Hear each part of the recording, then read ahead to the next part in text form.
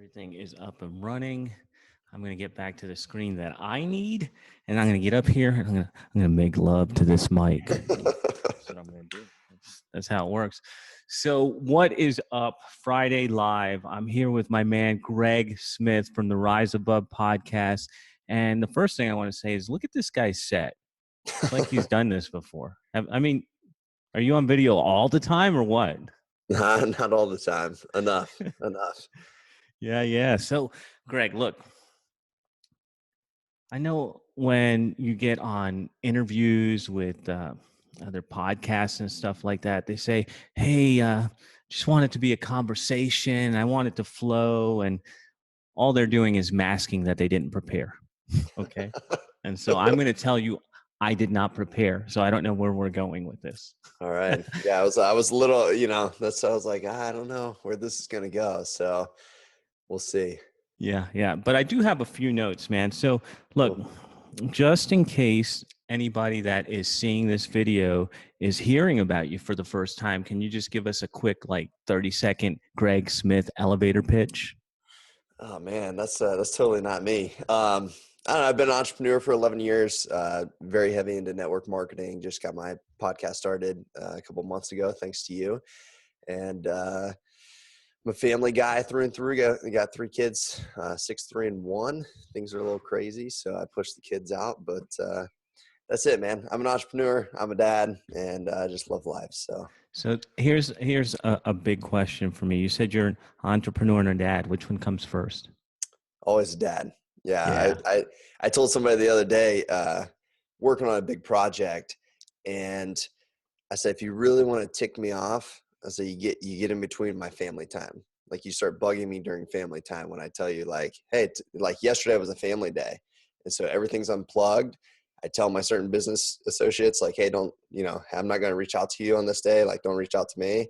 That's the number one way where you get on the dirty list, it's just, after I tell you that, and then you're still trying to talk business with me, no bueno. So he starts speaking in tongues. Watch out.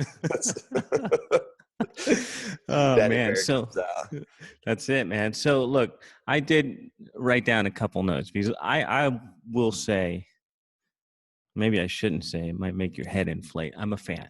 I'm a fan. And that's why we're working together. Because when I heard you talk, every time I see you live, it's like, I love this guy. And so that's what I'm hoping everybody here gets a little piece of that. So one of the first conversations we had, you talked about, and actually you influenced me because I thought I was hot stuff because I get up at 3:30 in the morning and I rock my day out and all that shit. And you told me you get up at 10 a.m. And I'm like, what? Do you really sleep in every day? Tell me about that. Well, I used to, man. My wife and I were talking just yesterday, we can't even remember life before kids, but I know that it involved a lot more sleeping.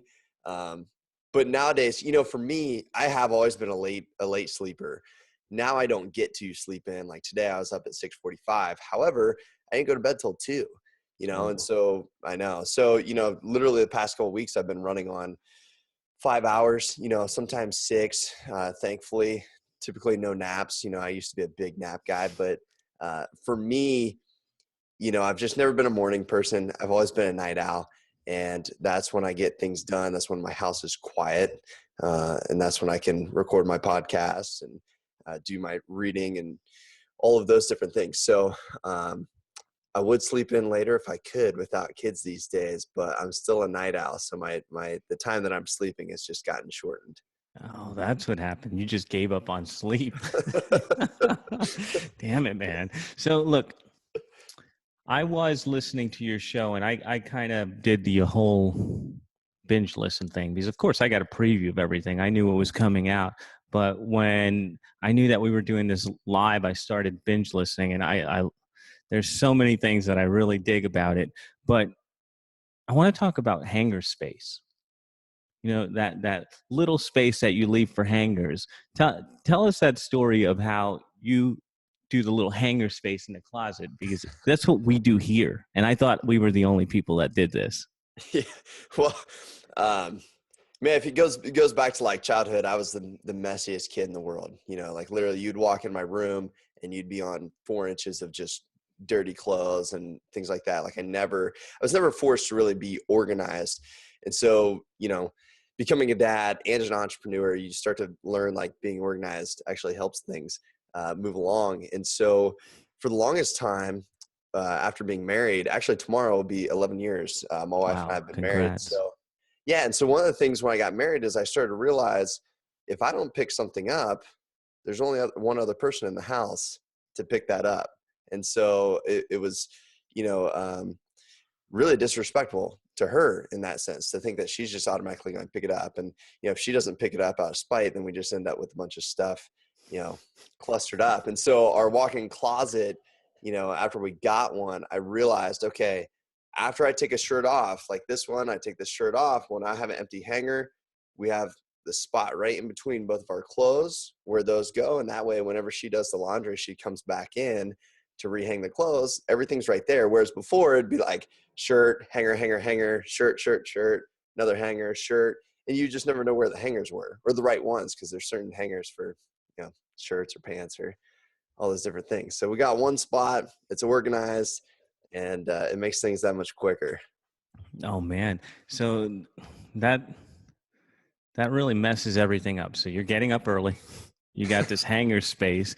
Your whole first show was about procrastination. So, and that's what I said. This is all going to be about procrastination. So, tell me a little bit then. How are you still a procrastinator?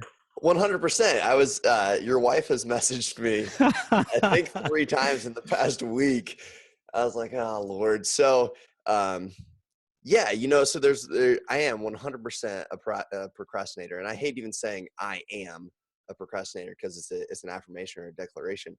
But the fact is how I operate. I've just figured it out. So, I'll have like right now I'm a little behind on my schedule, but by Sunday night, by the time I leave, I'll have at least 2 more podcasts that are in there because I just work good on a crunch time, and that's how I've always been. And so, I heard this Parkinsons law. Have you ever heard that? Do you know what Parkinson's law is? Tell Essentially, us. so essentially, you have whatever space or time available for something, it will always get filled. Or like a closet, no matter the size of the closet, you will always fill it with stuff. Or the size of the house or room or car. So it's literally whatever space is available, you'll take it up. And I've realized that I like to take it up, but it's just right at the end, for time of projects that need to get done, et cetera. So right now I've been procrastinating, but I almost, it's a little bit of procrastination, but it's also a lot of, overload. And so I work really well on time crunches and having that pressure.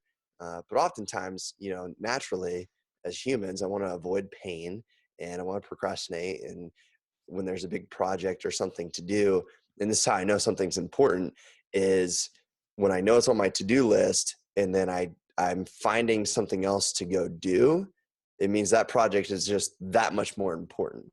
And so now I've learned, that's when I activate that do it now, mentality where it's like, okay, don't do that. Do this now. I'll feel a lot better once it is done. But I still find myself procrastinating on many things.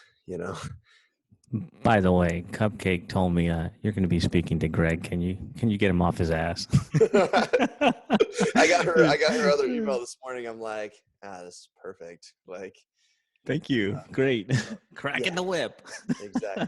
But hey, Man, that's why I have you guys. So that's I love it. I mean, so how then have you found a way to break through that procrastination? Because you're a successful guy. I mean, you do really well. You help a lot of people. You get shit done. So how do you do it?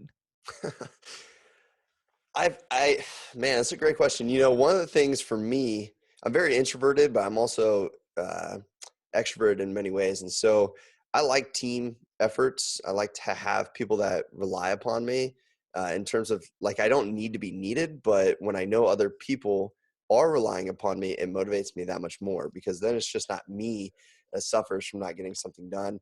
It's the other people that I'm also in business with or in charge of, certain things. And so a lot of it, one thing, just this past December, I launched a business that's doing exceptionally well this year. And what happened is my partner and I were on the phone and we're talking about how great it's going to be, how great it's going to be. And then she's like, okay, we're just setting a date. And I was like, okay. And then she set it for she's like, how about, December 16th. And that was like 2 weeks away. And I was like, I don't know about that, but then I was like, okay, let's do it. And then we set the date. And because we set that date and she was banking on me to do my side of it and vice versa, man, we crushed out what would normally take a year. I mean, seriously, it was just, we were up every night all the way until 3-4 o'clock in the morning, up again at 8, do the kid thing, get through the day, and then back at it. And we crushed so much stuff within that time. And so basically we took Parkinson's law, and instead of dragging it out, we set that deadline and made a very specific goal of when we're going to launch something. And so, right now with Cupcake as an example, time is running out because if I don't get something recorded, I don't have a podcast to come out that week. And so it's one of those things where it's like, what are the necessities? And this is probably my biggest thing. So, and that's why I get backed up on certain things, is because I know that I can push that episode back just a little further while I get something else done that is time sensitive this week or 2 days ago. And so I'm always just trying to look at each day and say, what can I get done today that's most important, that has to be done today? Because that's my Parkinson's law. It came up to, hey, today's the deadline. And I just keep pushing it. So when you do that, when you set those short timelines and you push yourself, is there like a punishment or a problem when you don't hit your deadlines? How's that work? sometimes there's not, which can be an issue. And then things don't get done. I mean, just being very truthful. Um, a lot of times though, the one thing, like one of my affirmations for a long time, is I am who I say I am. And I do what I say I'm going to do. And so especially another one was, I don't defer hope in other people. And so when I have people who have their hope or faith in me to do something, the punishment is you lose that trust or that relationship that comes from that. If I say, hey, I'm going to do this and it's going to help you, as my organization, as an example, hey, I'm going to do this training, every week, Wednesdays, et cetera. And then I don't do it, I lose trust. And so that's something that I won't compromise. So I'll make sure that I get that done. But other small projects, they do, sometimes they don't get done. But when I have people that are counting on me and I have to get things done, or financially, I'm going to lose money because I don't get it done, or I'm paying for a service and I have to maximize, it's one of those things. Like even my virtual assistant, I know that I have to maximize her. And so if I'm not giving her workload, I hurt financially because of that. So it's either financially or it's relationally, I think, are the two major drivers that force me to get some stuff done. Sounds to me like you're one of those. Well, what would you say? Are you motivated by the carrot or the stick? I don't know, probably both at some point. Like, you're not losing money. No. That's right. Yeah, I All think right. So talk to me about the affirmation. Like one of my favorite things, and I think it almost came up as a name for your podcast in the beginning, is this idea of do it now, and how you have used that to battle this procrastination thing. Yeah, it was probably, I think it was 2011 or 12. I went through a big affirmation phase, and I actually was just talking to one of my mentors this morning and I was like, why do I not have more affirmations all the time? It's like, because I did those back then, that got me to here. And it's like, okay, the same mind that got me to here is not the same mind that's going to get me to there. So I need to continually change that software. But when I was changing the software, from massive procrastination and wanting to just sit on the couch and watch TV as opposed to actually executing something that was going to make my life better or somebody else's life better, that was my affirmation, was do it now. And that was the same time as I do not defer hope. Those were two affirmations that were one in front of the other. And so that do it now was literally just, I think there's a gal out right now. She's got the 5-second rule. It's kind of the same thing. But for me, it's just always been like, well, just do it now. Just do, whatever I can do now. And I had something right before the podcast, or right before this, at 12:40, and I was like, okay, I could wait until after, or I could just whip it out. It took me 3 minutes. It's done. I feel great, and I don't have to worry about that for the rest of the day. So it's really just that whole mindset that whatever you can execute right now, then just get it done. And one of the things over the past 6 months alongside that, I think that I've morphed is I've started to look at each day and have a list. Now there's some days I don't get this done as much as I'd like to, but there's certain days, like I woke up really early one day last week, and it was like 7 a.m. That's really early for me. So my wife is like, what are you doing up? And I'm like, it's $1 million day. And she knows what that means for me, because what it means is I will take a list of things that are just hanging over me, and I'll say, okay, if I can get all of this stuff done, either by delegating, that's probably the most important thing, is delegating out what I don't actually want to do or what I shouldn't be doing, things that are not high value. And so however I get it done, if I get all this stuff done today, I make $1 million today. Now, have I made $1 million in one day? No, but that's what I'm working toward. Affirming is like, one day this workload, this effort of doing it now and today may equate to $1 million day. And so I've gone from just do it now in these little segments to like a whole day of like crushing things, and just telling myself, like, what if I would make $1 million today by doing all this stuff? And you never know, one activity or one connection that you make throughout that day, or a call that you've been putting off, or a sales letter that you might write could make you $1 million. You just never know. So that's kind of been the mutation, of that phrase. But do it now it's written all over the house. So the Do It Now conference coming at you soon. Tomorrow. There you go. Not today. We'll just put that off. But next month. So, all right. It's interesting. And a lot of people, I used to be one of those people actually, don't like that word affirmation. And to me, can that be interchanged with philosophy? Because I think people hear affirmation and they shut down. What? That's interesting to me to hear that, because I've never heard that. So what is it about affirmation that turns people off? It, to me, and it's probably my bias. You're here with me, so it doesn't matter. I'm going to be the one asking the questions. But the it's kind of like a vision board. Like, okay. I tried in the beginning when I was first into business. I've put a vision board, and I got Lamborghinis on there, and I'm like, I'm never gonna have this shit. I hate this board. It deflated me. Sure. And so I felt that way about affirmations too for a very long time. Yeah. I think so. This is big to me. Affirmations are a huge deal. I could pull half these books off and they're going to talk about mindset and affirmations. So it's interesting to hear that, because I've never heard somebody say, I don't like that word, or it is a philosophy, but an affirmation is an affirmation. You are affirming to yourself what you are, what you're not.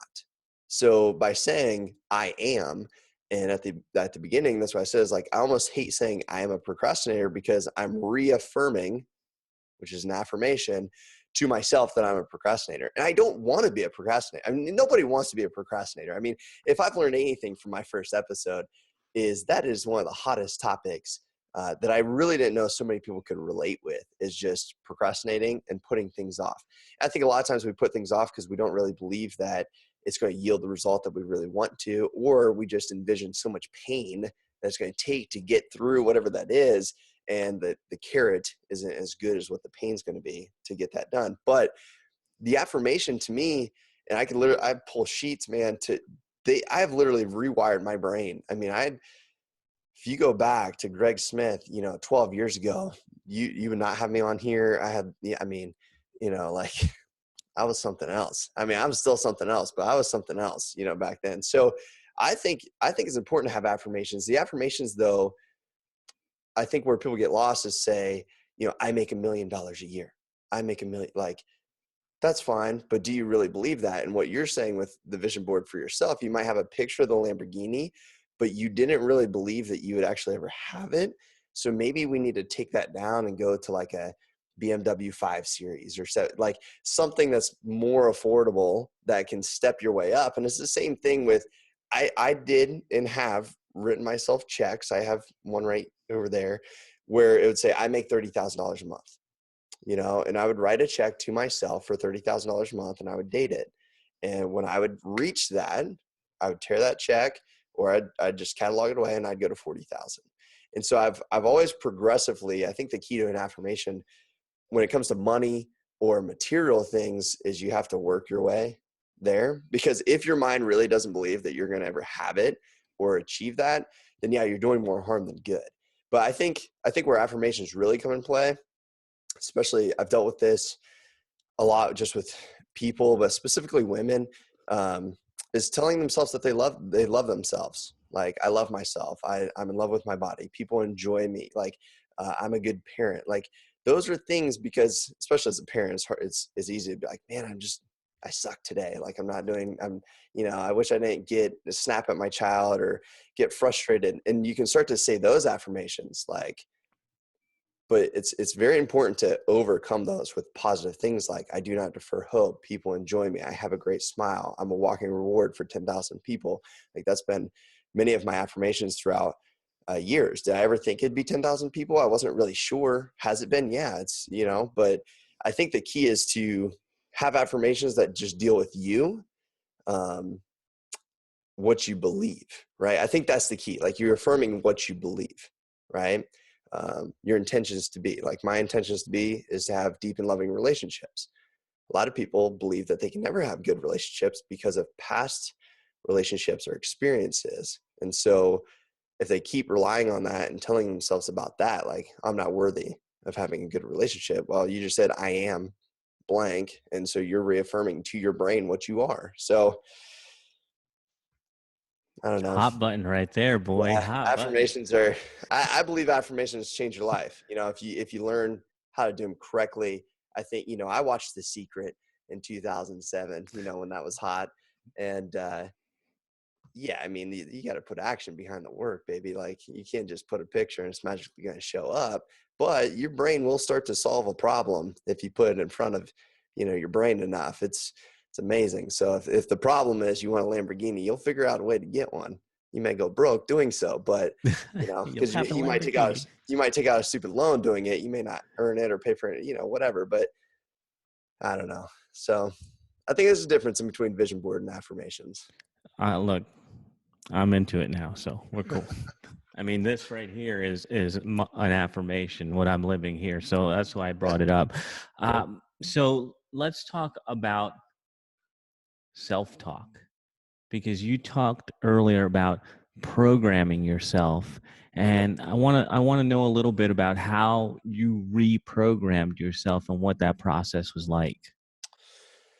Yeah, I think, one of the fastest ways you can program yourself is through osmosis, right? Is through, I believe, and it's your circle of influence. It's your circle of friends.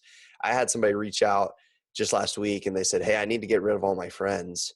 Like, they were listening to one of my podcasts and they're like, yeah, I've realized I need to get rid of my friends. Like, they are dragging me down because this particular individual is wanting to become more in life. He's wanting to break the mold of, I come from Southeastern Ohio. It's very industrious, and he wants to be an entrepreneur. And to be an entrepreneur isn't normal, And so he wants to break that mold, but his friends are telling him he's stupid. And so one of the quickest ways that you can start to reprogram is to go start socializing with other people who are where you want to be, or they're going in the direction that you want to go. And so you can do that many different ways through different mastermind meetings. Heck, now with social media, which really wasn't prevalent when I started becoming an entrepreneur, you can do that through Facebook groups. Now you can also get lost twiddling your thumbs and thinking you're doing stuff and never make any money or progress or provide value to the world just because you're sitting inside of a group. But getting around other people that are like-minded, that's the fastest way you can do it. Aside from that is books. I got books upon books where you read how somebody else thinks and you're injecting that into you. And so I always say, your mind is the computer, and sometimes you just need to keep updating that software and get the next version and the next version. And a lot of people are just still running on 1.0, because they've never upgraded the software. They're always running off old programming through your childhood, which could be good or bad depending on your parents or your influences or your teachers. A lot of false beliefs come from that. I think a lot of people will find out the way that you parent. A lot of times it's very similar to the way that your parents parented, rather good or bad. And so you might be like, man, like that was my dad speaking, like you ever done that where you're like, Yeah. oh, that's weird. And so then you're like, okay, scratch that. Like, okay, need to learn something else. So I think the best way is to get around other people, or pay a mentor. I've done that many, many times, to have a mentor really inject into me.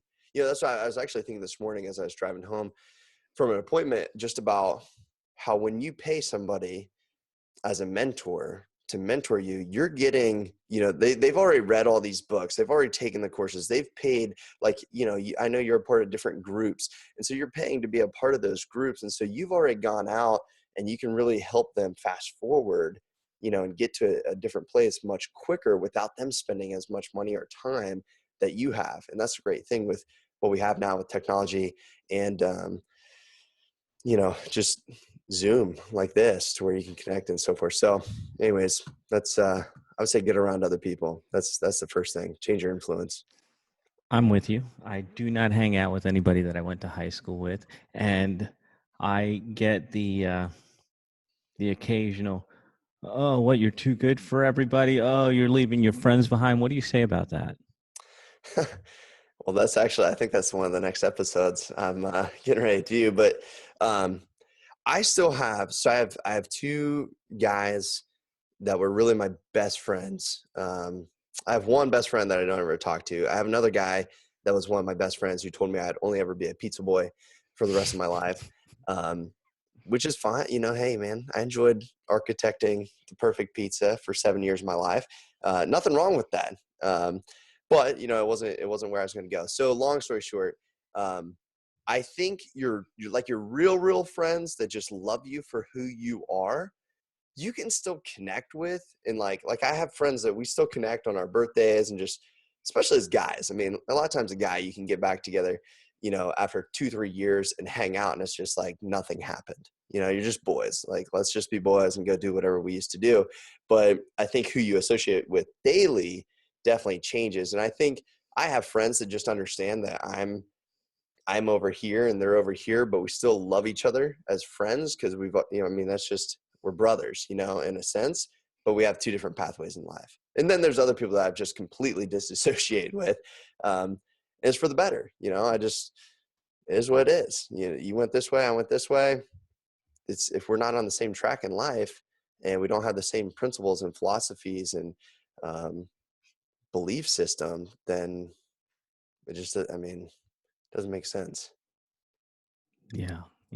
That's actually, that's part of the reason I got into the whole podcast thing was because of talking to guys like you or like Ben said and all that and saying, damn, more people need to hear this. We need to raise the level of awareness so that people understand that whatever crap they're getting around them, that's not the only thing. And so I'm happy to have folks like you around me elevating my game, so to speak. So do it now, procrastination, hanger space. I think we covered all the bases. Those are my notes. So I did prepare. Look, I'm gonna show you. That's real preparation right there. Okay. I like it.